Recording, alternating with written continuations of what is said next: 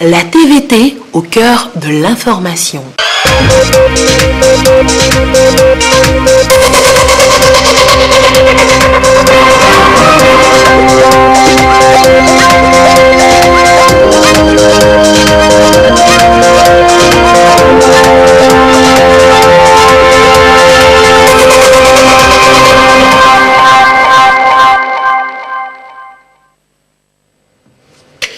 Comment donner une nouvelle vie aux déchets? Plusieurs moyens existent.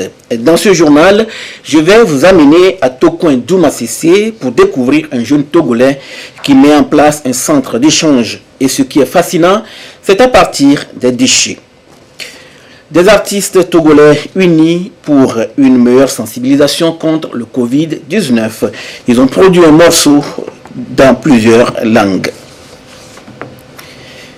Voilà pour le sommaire. Où que vous vous trouvez actuellement, vous êtes en direct sur la télévision togolaise. Bonsoir, bienvenue dans cette édition. La lutte contre la faim au Togo, la GIZ a piloté à Bébéda dans la COSA un programme de sécurité alimentaire.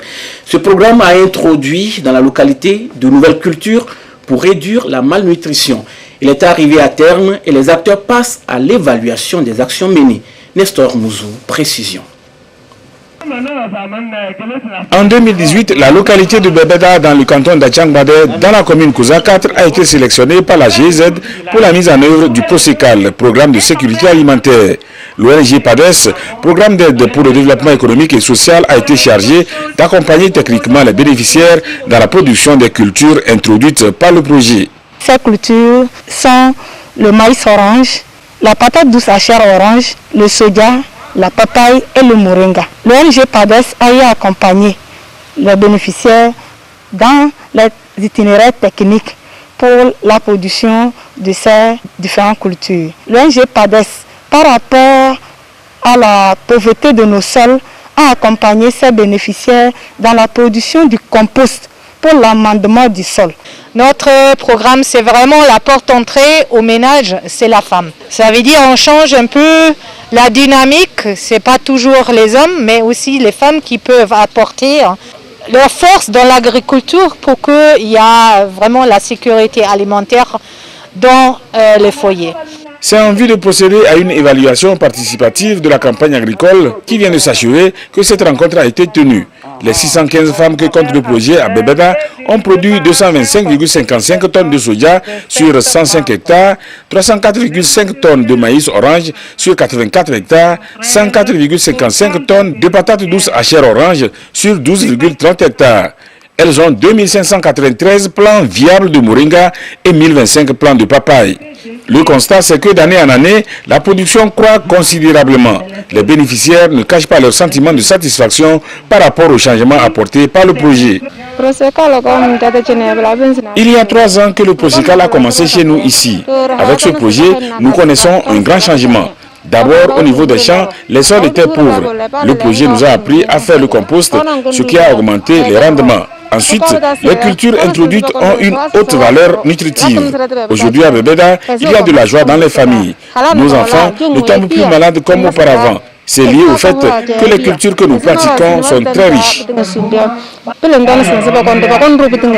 Le programme sécurité alimentaire est arrivé à échéance. Pour les différents partenaires, il est question de pérenniser ces acquis. Le PROSECAL a été mis en œuvre dans 3 régions, Kara, Plateau et Maritime. Il a couvert 125 villages. Et pendant ce temps, à Tapamé, le ministre en charge de l'environnement a rencontré les acteurs de la filière bois. Les planteurs et exportateurs ont échangé sur les bonnes pratiques environnementales. L'idée est de relever les enjeux et défis liés à la gestion durable de nos forêts. Sylvain Abdou.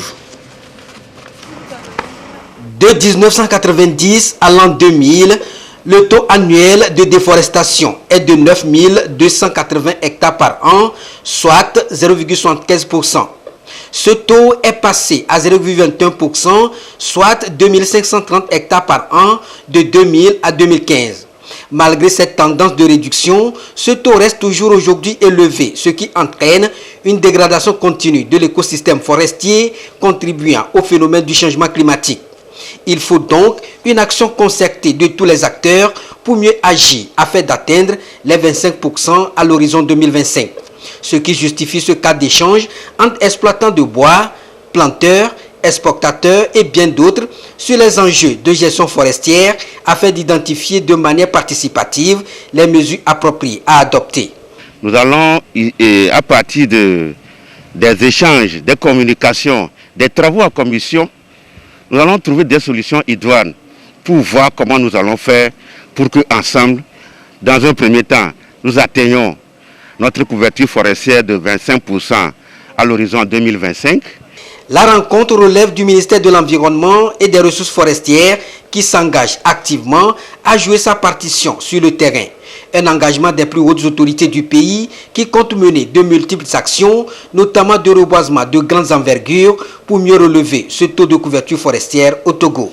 Le pays ambitionne de porter la couverture forestière nationale à 25% d'ici 2025.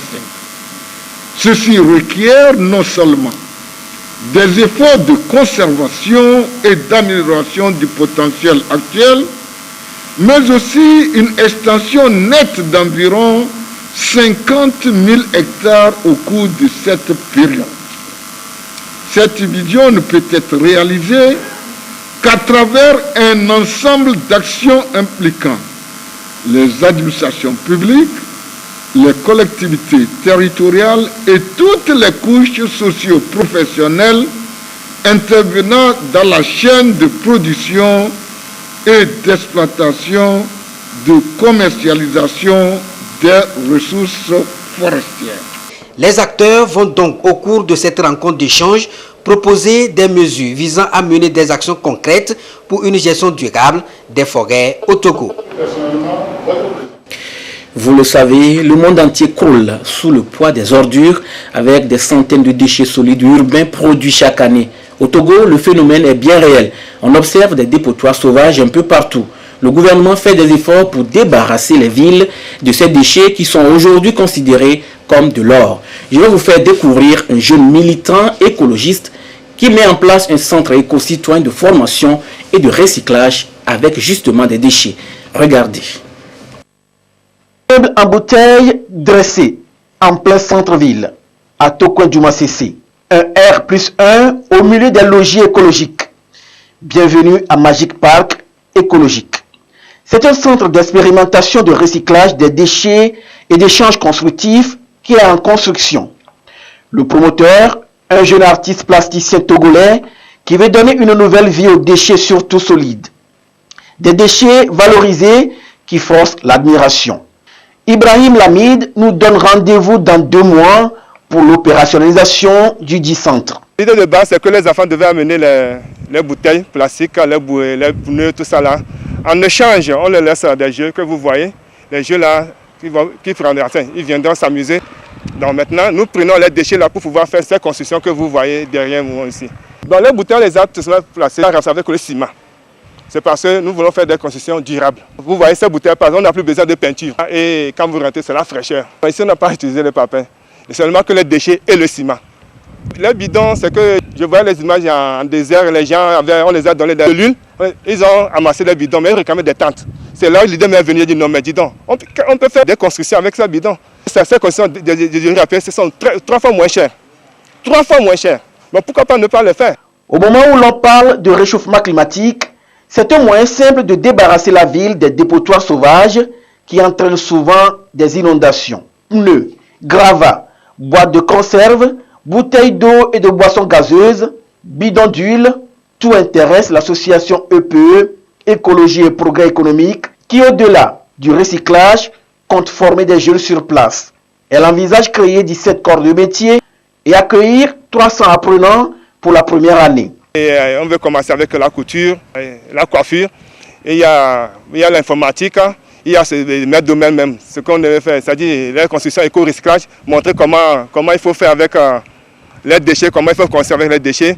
Il y a le système de biogaz, la formation de biogaz, on appelle le système de biodigesteur, montrer aux jeunes que bon voilà, que ça ne sert à rien de couper les arbres, tout ça là, de peler le charbon. Nous-mêmes, Ce que nous laissons comme déchets, c'est ces déchets-là qui nous permettront de faire des gaz de cuisson. Ici, les déchets continuent par arriver.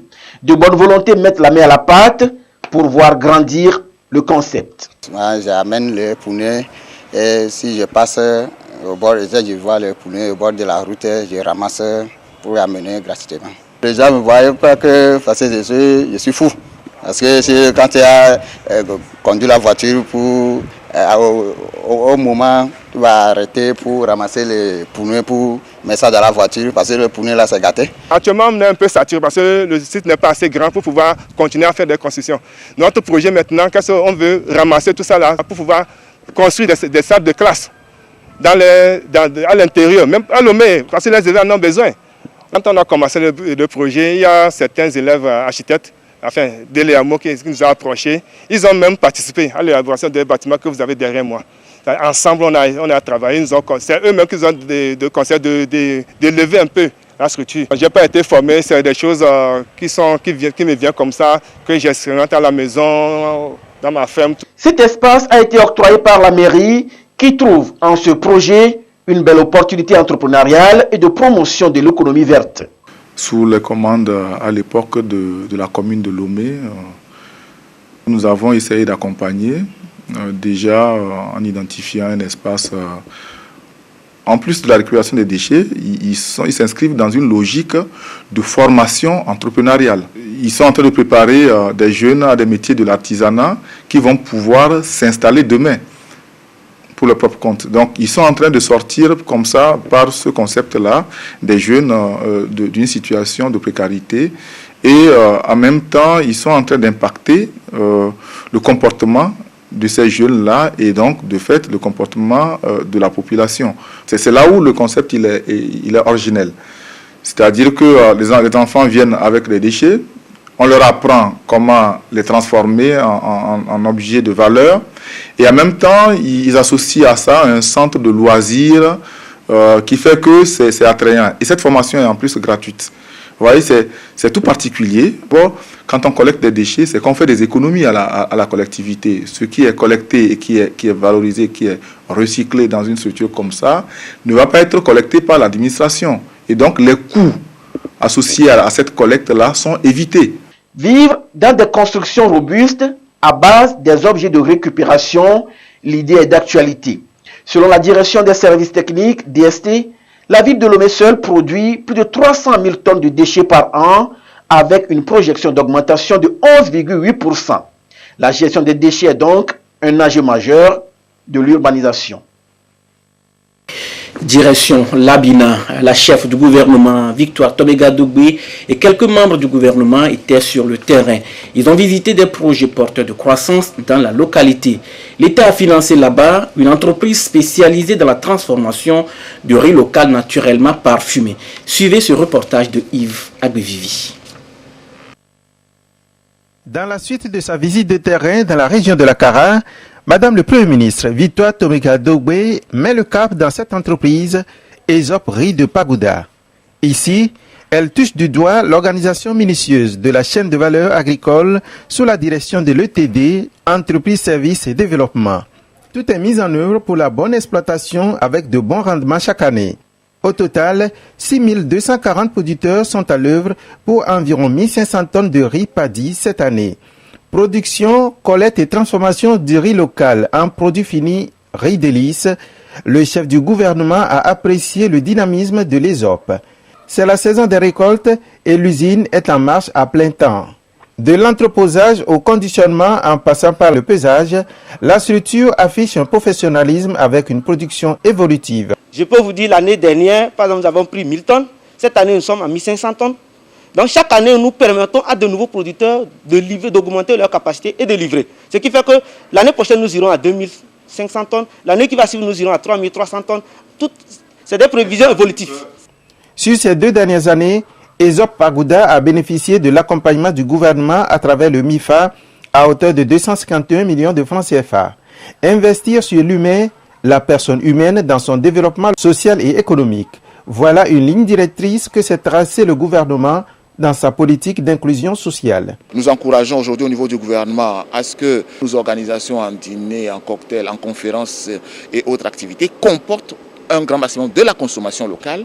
Et ici, nous avons une expérimentation de la consommation du riz local. Il y a une belle production. Ils ont plusieurs gammes de riz qui sont produits et ils ont un certain nombre de besoins en protection, mais aussi en phase d'augmentation de la production. Donc tous ces éléments vont nourrir la réflexion de Madame le Premier ministre, des ministres concernés, et donc va permettre au gouvernement de voir quel appui apporter pour l'extension de l'ensemble de ces activités. Le Premier ministre Victor Toméga-Dogbe a encouragé les producteurs de cette unité qui transforment et commercialisent le riz local parfumé, tout en saluant les 6328 emplois engendrés sur la chaîne de valeur, dont 78 emplois directs. Le produit intérieur brut du Togo en 2016 change après réévaluation de sa richesse. Selon le nouveau système de comptabilité nationale en vigueur, le PIB 2016 passe de 2618,1 milliards de francs CFA à 3597,8 milliards de francs CFA à prix courant. Qu'est-ce que cela implique? Abilina Simbi. C'est un retournement de situation inespéré. Le produit intérieur brut du Togo en 2016 passe de 2618,1 milliards de francs CFA à 3597,8 milliards de francs CFA à prix courant. Une hausse de 37,4% contre 36,5%. Possible grâce à la réévaluation de la richesse du Togo selon le nouveau système de comptabilité nationale en vigueur. L'information émise par le gouvernement dans une note officielle renseigne plus sur le sujet. En effet, le Togo a procédé l'année dernière à un rebasage de son PIB qui consiste à changer le système de comptabilité nationale de 1993 par celui de 2008. La réévaluation mise cette fois-ci plus sur le secteur informel. Le nouvel outil aura permis de faire une réévaluation plus importante que la précédente. Cette opération comptable, au-delà d'impacter l'évaluation de la richesse du pays, a également impacté d'autres aspects comme la situation de la dette et le taux de pression fiscale au Togo. Piloté par l'Institut national de la statistique et des études économiques et démographiques, l'opération à terme permettra au Togo d'augmenter ses marges de manœuvre par de nouvelles stratégies d'endettement, notamment sur les marchés internationaux et en interne en termes d'élargissement de l'assiette fiscale. Vers plus de garanties en faveur des PME-PMU, African Leasy Togo et l'ANPGF ont officialisé leur collaboration à travers la signature d'une convention de partenariat. Elle vise à stimuler davantage la croissance et la relance des activités des PME-PMU en ces périodes de crise sanitaire. Edwige Atapaba Sabi et Marie-Ange Bida, reportage. Le partenariat est scellé entre l'Agence nationale de promotion et de garantie de financement des PME-PMI, ANPGF, et Africa Lease Togo. Les deux institutions se mettent ensemble pour accompagner les entreprises togolaises. Cette convention vient optimiser le financement et l'encadrement technique de ces entreprises. African Lease Togo est un établissement financier à caractère bancaire qui fait du leasing, ce qu'on appelle du crédit bail, de la facturage et des opérations de paiement.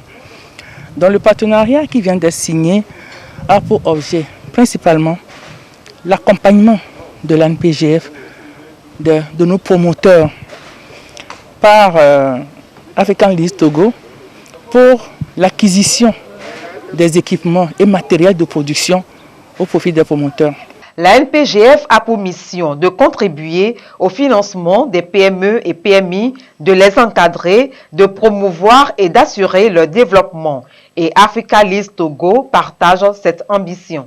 Nous avons jugé de consolider les efforts, de consolider l'ambition de ces deux institutions pour mieux accompagner ce segment qui est les petites et moyennes entreprises. Il faut noter 2 points d'attention. Le premier point d'attention, MPGF va mettre à disposition d'African Lease Togo une ligne de crédit. Ça veut dire tout simplement des ressources, et ces ressources serviront à refinancer l'acquisition des équipements des petites et moyennes entreprises. Le deuxième point d'attention, African List Togo va prendre part à un risque mesuré à la hauteur de la partie non couverte par la garantie de MPGF, qui est fixée à 50% du financement. Cette convention s'inscrit dans la stratégie globale de l'ANPGF d'accompagner le gouvernement face aux effets de la pandémie au Covid-19. Ainsi, à travers ce partenariat avec Africa List Togo, l'ANPGF va plus consolider sa contribution au développement de l'économie nationale. Aujourd'hui, 14 février, c'est la Saint-Valentin. La date est réputée être le jour où les partenaires, les amoureux et les époux magnifient les sentiments qu'ils éprouvent l'un pour l'autre. C'est le jour du rouge-blanc, des couleurs considérées comme reflétant l'amour. L'appréhension des Togolais et la Saint-Valentin, c'est un sujet de Marie-Reine Abeta, présenté par Ekwesala. Dans les boutiques et magasins, les mannequins sont dressés à l'image de la Saint-Valentin. Le rouge et le blanc frappent aux yeux. Les couples saisissent l'occasion pour échanger des mots doux et des cadeaux comme preuve d'amour. Pour moi, je crois que la Saint-Valentin, c'est la fête des amoureux. Moi, je ne suis pas en couple, donc je ne fête pas. C'est une fête des amoureux. Les amoureux, ce sont ceux qui sont en couple, les gens qui sont mariés. Parce que ce sont ceux qui sont mariés qui célèbrent la Saint-Valentin pour témoigner leur amour l'un envers l'autre. Je ne pense pas que la Saint-Valentin, c'est une fête pour les jeunes. Les années passent, mais la fête garde tout son sens. Des jeunes s'y intéressent de plus en plus. Généralement, dans de nombreux pays, c'est considéré comme la fête des amoureux. Les couples profitent pour offrir des cadeaux, des petits gestes à leurs partenaires. Je suis amoureuse à ma maman, à ma soeur. Donc, je peux offrir des cadeaux à n'importe qui. Donc, ce n'est pas une fête pour les amoureux seulement. Et quand l'occasion se présente, rien de plus beau que des cadeaux pour témoigner son amour à son ou à sa dulcinée. Ici, dans ce restaurant, tout se met en place pour accueillir cette fête des amoureux dans le respect strict des mesures barrières. Un moment qui s'annonce particulier. La Saint-Valentin est considérée comme la fête des amoureux. C'est le moment en fait d'échanger avec tout ce qu'on aime, de partager un moment, de partager nos pensées et nos petites affections avec les gens qu'on aime. En fait, pour moi, la Saint-Valentin ne veut pas seulement dire une fête pour juste des couples ou bien des amoureux. Par exemple, j'aime ma maman, alors c'est le moment de lui exprimer mon amour. J'aime tous ceux qui sont proches de moi ou bien tous ceux qui me tiennent à cœur. Alors la Saint-Valentin pour moi, c'est le moment de leur exprimer mon amour à travers des petites gestes, à travers le temps qu'on passe ensemble, à travers un petit dîner, une petite soirée ensemble, une petite sortie. La Saint-Valentin, ou la fête des amoureux, tire ses origines dans la Grande-Bretagne au XIVe siècle.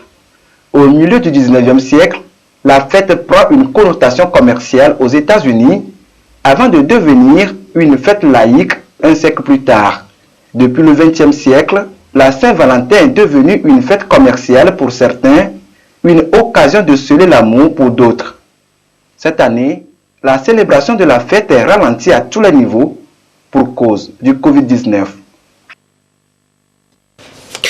La Saint-Valentin 2021 doit être célébrée dans le strict respect des mesures barrières. Ainsi en a décidé le gouvernement. Cette célébration doit être observée sans regroupement important susceptible d'occasionner une flambée de contamination au Covid-19. Retour sur le communiqué du gouvernement avec Dodo Waré. La Saint-Valentin 2021 risque d'être un casse-tête pour ceux que l'événement ne laisse pas indifférents. Célébrer la fête des amoureux pendant une pandémie peut s'avérer compliqué lorsqu'on doit respecter des restrictions anti-Covid. Pour les 13 et 14 février, le gouvernement insiste sur les restrictions sanitaires. Port correct de masques, lavage régulier des mains à l'eau et au savon ou avec une solution hydroalcoolique, distanciation physique. Le gouvernement maintient les discothèques fermées et interdit les regroupements et attroupements de plus de 15 personnes. La coordination nationale de riposte appelle au respect strict de ces mesures barrières. Nous savons tous que c'est le respect des mesures barrières qui nous a permis d'empêcher la grande propagation de ce virus dans notre pays et nous devons continuer par respecter ces mesures barrières-là. Ces mesures barrières, faut-il les rappeler, le port de masque, le lavage des mains, la distanciation sociale. Mais aussi respecter les mesures restrictives prises par le gouvernement, notamment les boîtes de nuit qui animent, les funérailles, les mariages ou les baptêmes où certains gestes sont interdits afin de limiter la contamination, tout en sachant que bientôt le vaccin sera là et que nous ne devons pas baisser les bras. Le Togo est à 5757 cas positifs au Covid-19, un taux de contamination trop important, si bien que le gouvernement ne voudrait pas sortir de la Saint-Valentin avec de nombreux foyers de contamination. Les classiques dîners romantiques dans les lieux et places publiques vont devoir laisser place à toute autre organisation. Le Covid-19 nous ramène à cette époque de l'histoire où l'on apprenait à connaître les prétendants par la conversation à distance. Au demeurant, n'est-ce pas mieux de célébrer l'amour à distance que de contracter cette maladie redoutable? Voilà, c'est mieux de respecter les mesures barrières. Je vous donne le tableau de la situation de la pandémie. À ce jour, le nombre de cas confirmés est de 5874. 51 nouveaux cas depuis hier. Le nombre de personnes guéries est de 5004. 55 nouveaux guéris depuis hier. Le nombre de cas actifs est donc de 789. Le nombre de décès est de 81. Un nouveau décès depuis hier. Un communiqué du professeur Moussa Mijiawa, ministre en charge de la Santé. Les artistes chanteurs ont énormément contribué à la sensibilisation contre le Covid-19. Des artistes qui ont mis leur talent à contribution à travers un morceau bien écouté ces derniers temps. Parmi eux, le collectif Dieudonné Willa, Bibi Reine, Caporal Wisdom, pour ne citer que cela. Dodouari. Je respecte la distance, quoi qu'ils disent, j'y pense. Les voix du Togo sortent une à une de leur silence. Dans la lutte contre le coronavirus, toutes les armes sont nécessaires. Il ne s'agit plus de chanter pour non seulement faire plaisir, mais chanter pour sensibiliser. La pandémie nous a pris la liberté, le monde s'est Corona dans le monde a pourri nos rêves. Corona connaît pas fin de Jambi.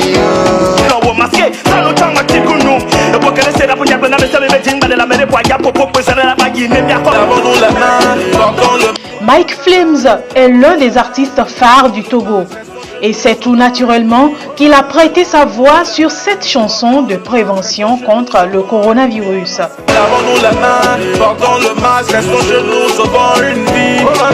Nombreux sont ces artistes qui mettent leur talent au service du combat contre la pandémie du Covid-19. Chanteurs, humoristes, slammeurs, rappeurs, toutes catégories confondues. La plupart ont chanté en langue locale.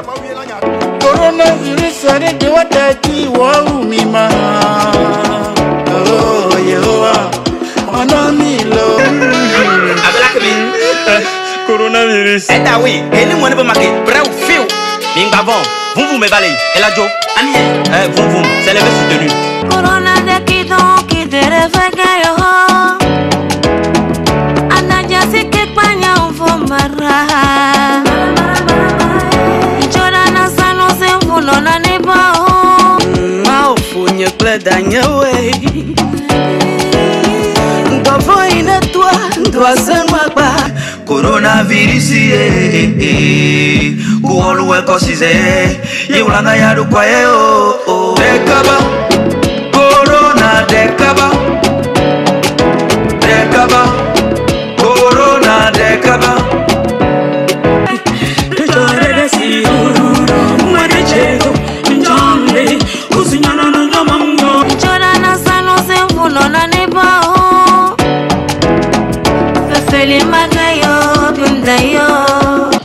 unis contre le Covid-19. C'est le projet qui mobilise les artistes dans la riposte. Il est financé par l'Union européenne via la Coordination nationale de gestion de la riposte contre le Covid-19. Ce projet s'inscrit dans tout ce que le gouvernement fait pour encore sensibiliser plus les gens. Et ce projet regroupe 22 artistes, 16 artistes qui viennent de tout le pays. Alors, ils ont presté dans leur langue et dans leur style, histoire de toucher beaucoup plus de monde selon le critère de langue et selon le critère de goût musical. Alors comment ça se fait la sensibilisation? Chaque artiste est reparti sur le projet a essayé de toucher un point des mesures barrières.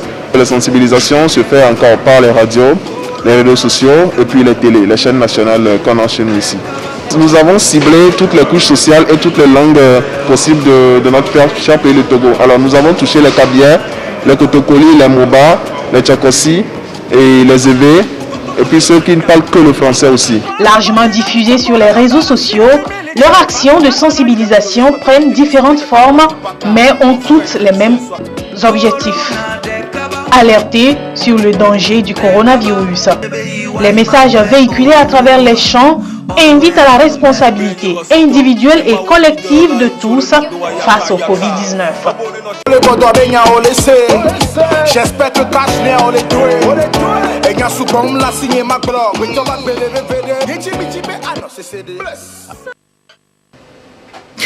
Une fois encore, bonne fête de la Saint-Valentin à tous. Et n'oublions surtout pas de porter correctement les masques, de laver régulièrement les mains à l'eau et au savon ou avec une solution hydroalcoolique. Et surtout de respecter la distanciation physique en refusant également de s'attroper. Pour plus de 15 personnes, le gouvernement interdit l'attroupement de plus de 15 personnes. Voilà, ce sera tout pour aujourd'hui. Merci de nous avoir suivis. Restez avec nous sur la TVT La Première. Gardez toujours le sourire, quoi qu'il arrive. Excellente nuit à tous.